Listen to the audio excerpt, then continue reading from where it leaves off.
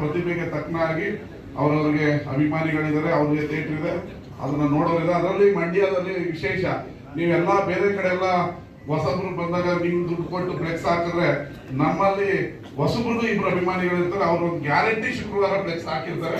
Guarantee ಅಂತೂ ಮಂಡ್ಯದಲ್ಲಿ ನಿಮ್ ಕಲೆಕ್ಷನ್ ಅಂತೂ ಆಗುತ್ತೆ. ಅದು ಕನ್ನಡ ಚಿತ್ರರಂಗವನ್ನ ಉಳಿಸಿರೋದು ಮಂಡ್ಯದವರೇ ಅಂದ್ರೆ 100% ತಪ್ಪಾಗಲ್ಲ. ಎಲ್ಲಾರು ಬೆಳೆಸಿದ್ದಾರೆ, ಉಳಿಸಿದ್ದಾರೆ. ಅವ್ರಿಗೆಲ್ಲರಿಗೂ ಹೀರೋಯಿಸಮ್ ಕೊಟ್ಟಿರೋದು ಮಂಡ್ಯ.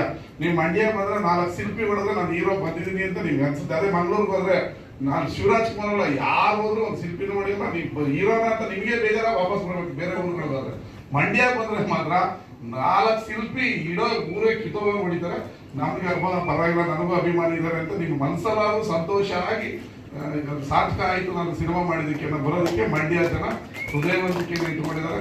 ನಮ್ಮೂರಿನ ಹುಡುಗ ಒಂದು ಫಿಲಂ ಚೆನ್ನಾಗಿ ಓಡ್ಲಿ, ಅವರ ಏನೋ ಒಂದು ಅಡಿಗೆ ಚೆನ್ನಾಗಿದೆ ಅನ್ನೋಕ್ಕೆ ಅಗಲ ಅಕ್ಕಿ ನೋಡ್ಬೇಕು. ನೀವು ಪೋಸ್ಟ್ ನೋಡಿದ್ರೆ ಅದರ ಒಂದು ಕ್ವಾಲಿಟಿ ಇದೆ, ಆದ್ಮೇಲೆ ಈ ಫಿಲಂ ಚೆನ್ನಾಗಿದೆ ಅನ್ನೋದು ಅರ್ಥ ಆಗುತ್ತೆ. ಒಳ್ಳೇದಾಗ್ಲಿ, ಚೆನ್ನಾಗಿ ಓಡ್ಲಿ, ಬರೋತ್ತವ್ರಿಗೂ ಕಾಸು ಸೇರ್ಲಿ. ನಮ್ಮ ನಿರ್ದೇಶಕರಿಗೆ ಈ ಮೂವಿ ಓಡಿ ಇನ್ನೊಂದಷ್ಟು ಮೂವಿ ಬರ್ಲಿ ಅಂತ ಮನಸ್ಫೂರ್ತಿಯಾಗಿ ಹೇಳ್ತೀನಿ. ಒಳ್ಳೇದಾಗ್ಲಿ ಕೆಂಪೇಗೌಡ.